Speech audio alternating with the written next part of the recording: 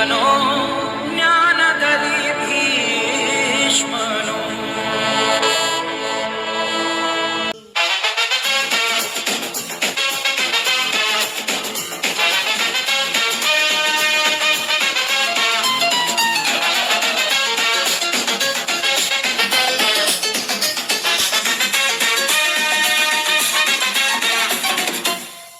ನೂರಾರು ಕಾಲ ಸುಖವಾಗಿ ಬಾಳು, ಹ್ಯಾಪಿ ಹ್ಯಾಪಿ ಬರ್ತ್ಡೇ, ನಿನ ಬಾಳು ಎಂದು ಬೆಳಕಾಗಬೇಕು, happy happy birthday.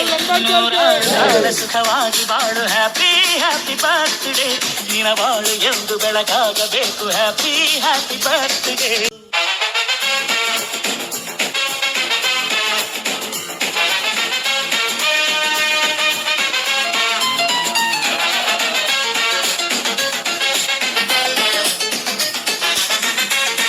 Mahalakshmi layout ವಿಧಾನಸಭಾ ಕ್ಷೇತ್ರದಲ್ಲಿ ನಂದಿನಿ ಬಡಾವಣೆಯಲ್ಲಿ ನನ್ನ ಸಹೋದರ ಮಹೇಶಣ್ಣ ಸಮಾಜ ಸೇವಕರು, ಸಂಘಟನೆಯ ಚತುರರು, ಭಾಳಷ್ಟು ಸಮಾಜಮುಖಿಯಾಗಿ ಕೆಲಸ ಮಾಡಿಕೊಂಡು ಬರ್ತಿರುವಂಥ ನನ್ನ ಸಹೋದರ ಮಹೇಶಣ್ಣರವರ ಹುಟ್ಟುಹಬ್ಬ.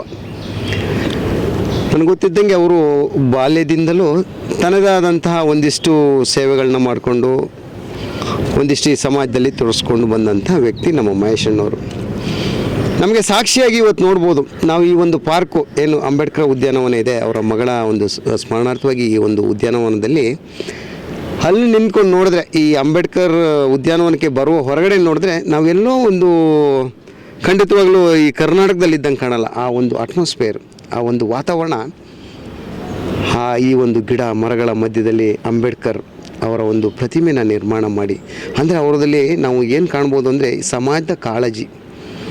ಇವತ್ತು ನಾವೆಲ್ಲ ಸುಖ ಶಾಂತಿ ನೆಮ್ಮದಿಯಿಂದ ಬದುಕ್ತಾ ಇದ್ದೀವಿ, ಈ ಒಂದು ಸಮಾಜದಲ್ಲಿ ಈ ಸೊಸೈಟಿಯಲ್ಲಿ ಬದುಕ್ತಾ ಇದ್ದೀವಿ ಅಂದರೆ ಕಾರಣ ಅದಕ್ಕೆ ನಮ್ಮ ನೆಚ್ಚಿನ ಭಾರತ ರತ್ನ ಸಂವಿಧಾನ ಶಿಲ್ಪಿ ಡಾಕ್ಟರ್ BR ಅಂಬೇಡ್ಕರ್ ಅವರು ಅವತ್ತು ಏನು ಅವರ ಕನಸಿನಿಂದ ಇವತ್ತು ನಮ್ಮ ಭಾರತ ದೇಶಕ್ಕೊಂದು ಸಂವಿಧಾನ ತಂದು ಕೊಟ್ರಲ್ಲ, ಆ ಸಂವಿಧಾನದ ಒಂದು ಮಾರ್ಗದರ್ಶನದಲ್ಲಿ ಅಥವಾ ಆ ಸಂವಿಧಾನದ ಅಡಿಯಲ್ಲಿ ನಾವೆಲ್ಲ ಭಾಳ ಶಾಂತಿಯುತವಾಗಿ ಬದುಕಲಿಕ್ಕೆ ಕಾರಣ ಆಗಿದೆ.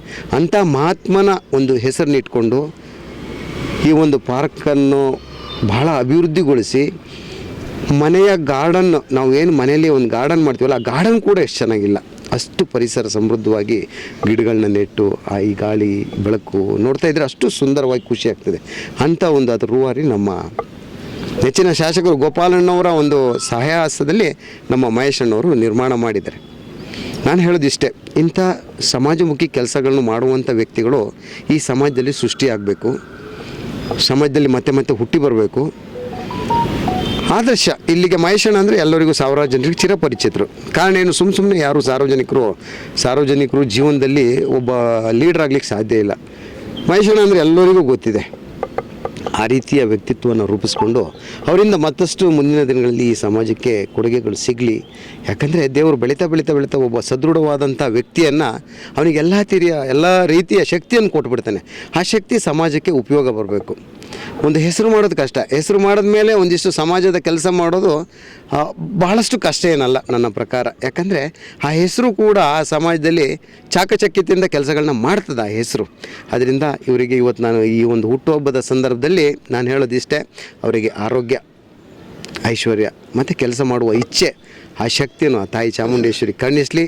ಮುಂದಿನ ದಿನಗಳಲ್ಲಿ ಅವರ ಸಂಘಟನೆ, ಯಾಕಂದರೆ ಸಂಘಟನೆ ಕೂಡ ಭಾಳ ಇಂಪಾರ್ಟೆಂಟು, ಮುಖ್ಯವಾದದ್ದು. ಅವರ ಸಂಘಟನೆಯ ಮುಖಾಂತರ ಈ ಸಮಾಜದಲ್ಲಿ ಕಷ್ಟ ಕಾರ್ಪಣ್ಯದಲ್ಲಿರುವಂಥ ಬಡ ಅಥವಾ ತುಂಬ ಕೆಳವರ್ಗದಲ್ಲಿರುವಂಥವರಿಗೆ ಸಹಾಯಗಳು ಅವರಿಂದ ಸಿಗಲಿ ಅಂತ ಈ ಸಂದರ್ಭದಲ್ಲಿ ನಾನು ಶುಭ ಹಾರೈಸ್ತಾ, ನಮ್ಮೆಲ್ಲ ಸೋದರರು ಇವತ್ತು ಇಲ್ಲಿದ್ದಾರೆ. ನಾರಾಯಣ ಸೋಮಣ್ಣ ನನ್ನ ಸೋದರಲ್ಲಿದ್ದಾರೆ, ರಾಮಚಂದ್ರಣ್ಣ, ಈಶ್ವರಣ್ಣ, ಲೋಕಣ್ಣ ಮತ್ತೆಲ್ಲ ಬಂದಂಥ ಎಲ್ಲರಿಗೂ ನಾನು ಈ ಸಂದರ್ಭದಲ್ಲಿ ಶುಭ ಹಾರೈಸ್ತಾ, ಇಂಥ ಮಹೇಶಣ್ಣನ ಸುದೀರ್ಘವಾದ ಕೆಲಸಗಳು ಮುಂದಿನ ದಿನಗಳಲ್ಲಿ ಇಲ್ಲಿ ನಡೀತಾ ಇರಲಿ ಈ ಒಂದು ವಾರ್ಡ್ನಲ್ಲಿ, ಕ್ಷೇತ್ರದಲ್ಲಿ ಅಂತ ಈ ಸಂದರ್ಭದಲ್ಲಿ ನನ್ನ ಆತ್ಮೀಯ ಗೆಳೆಯರು, ಡಾಕ್ಟರ್ BR ಅಂಬೇಡ್ಕರ್ ಪಾರ್ಕಿನ ನಿರ್ಮಾತೃಗಳು ಆದಂಥ ಮಹೇಶಣ್ಣನವರಿಗೆ ಹುಟ್ಟುಹಬ್ಬದ ಶುಭಾಶಯಗಳನ್ನು ಕೋರ್ತಾ, ಇವತ್ತು ಈ ಶುಭ ಸಂದರ್ಭದಲ್ಲಿ ಅವರಿಗೆ ನಾವು ಶುಭ ಕೋರೋದಕ್ಕೆ ನಮ್ಮ ನಿಕಟಪೂರ್ವ ಮಹಾಲಕ್ಷ್ಮಿ ಲೇಔಟ್ ವಿಧಾನಸಭಾ ಕ್ಷೇತ್ರದ ಅಧ್ಯಕ್ಷರಾದಂಥ ರಾಘವೇಂದ್ರ ಶೆಟ್ಟಿಜಿರವರು, ನಮ್ಮ ನಂದಿನಿ ಲೇಔಟ್ ವಾರ್ಡಿನ ನಿಕಟಪೂರ್ವ ಅಧ್ಯಕ್ಷರಾದಂಥ ನಮ್ಮ ಲೋಕೇಶ್ ಜಿರವರು, ನಮ್ಮ ಈಶ್ವರಣ್ಣನವರು, ರಾಮಚಂದ್ರಗೌಡರು, ನಮ್ಮ ರಂಗಸ್ವಾಮಿಯವರು ಮತ್ತು ಎಲ್ಲ ನನ್ನ ಆತ್ಮೀಯ ಗೆಳೆಯರು ಕೂಡ ಇವತ್ತು ಈ ಸಂದರ್ಭದಲ್ಲಿ ನಾವು ಸಾಕ್ಷಿಯಾಗಿದ್ದೇವೆ. ನಾನು ಈ ಸಂದರ್ಭದಲ್ಲಿ ಒಂದು ಮಾತು ಹೇಳೋಕ್ಕೆ ಇಷ್ಟಪಡ್ತೀನಿ. ಮನುಷ್ಯ ಹುಟ್ಟು ಆಕಸ್ಮಿಕ, ಸಾವು ನಿಶ್ಚಿತ. ಆದರೆ ಮನುಷ್ಯನಾಗಿ ಹುಟ್ಟಿದ ಮೇಲೆ ಏನಾದರೂ ಒಂದು ಹೆಜ್ಜೆ ಗುರುತನ್ನು ನಾವು ಬಿಟ್ಟು ಹೋಗಬೇಕು ಅಂತೇಳಿ ಹಿರಿಯರು ಹೇಳಿದ್ದಾರೆ. ಆ ಒಂದು ಶಕ್ತಿಯನ್ನು ಬಾಬಾ ಸಾಹೇಬ್ ಅಂಬೇಡ್ಕರ್ ಅವರು ನಮ್ಮ ಮಹೇಶ್ ಅವರಿಗೆ ಕೊಟ್ಟಿದ್ದಾರೆ. ಆ ನಿಟ್ಟಿನಲ್ಲಿ ಏನು ತುಂಬ ಅನುಕೂಲಕರವಾದಂಥ ದೊಡ್ಡ ಫೈನಾನ್ಸ್ ಇರೋ ಅಥವಾ ದೊಡ್ಡ ಕುಬೇರ್ ಒಂದು ವಂಶಸ್ಥಾನದಲ್ಲಿ ಹುಟ್ಟಿದ್ದಲ್ಲ ಅವರು. ಈ ಒಂದು ಕಂಠೀರವ ನಗರ ಸ್ಲಮ್ಮಲ್ಲಿ ಹುಟ್ಟಿ ಬಾಬಾ ಸಾಹೇಬ್ ಅಂಬೇಡ್ಕರ ಒಂದು ಪ್ರತಿಮೆಯನ್ನು ನಿರ್ಮಾಣ ಮಾಡಿ ಅದ್ರ ಹಿಂದೆ ಬೃಹತ್ತಾದಂಥ ಒಬ್ಬ ಬುದ್ಧನ ಇಡೀ ಪ್ರಪಂಚಕ್ಕೆ ಬೆಳಕು ಕೊಟ್ಟಂಥ ಬುದ್ಧನ ಪ್ರತಿಮೆಯನ್ನು ನಿರ್ಮಾಣ ಮಾಡಿ ಇಷ್ಟೆಲ್ಲ ಮಾಡಿ ಒಂದು ಸುಂದರವಾದ ಪ್ರಕೃತಿ ಸೌಂದರ್ಯದಲ್ಲಿ ಅವ್ರನ್ನ ನೆಲೆಸಿ ಅವ್ರನ್ನ ಪ್ರತಿಷ್ಠಾಪನೆ ಮಾಡುವಂಥ ಶಕ್ತಿನ ಸಾಮಾನ್ಯವಾಗಿ ದೇವರು ಎಲ್ರಿಗೂ ಕೊಡಲ್ಲ.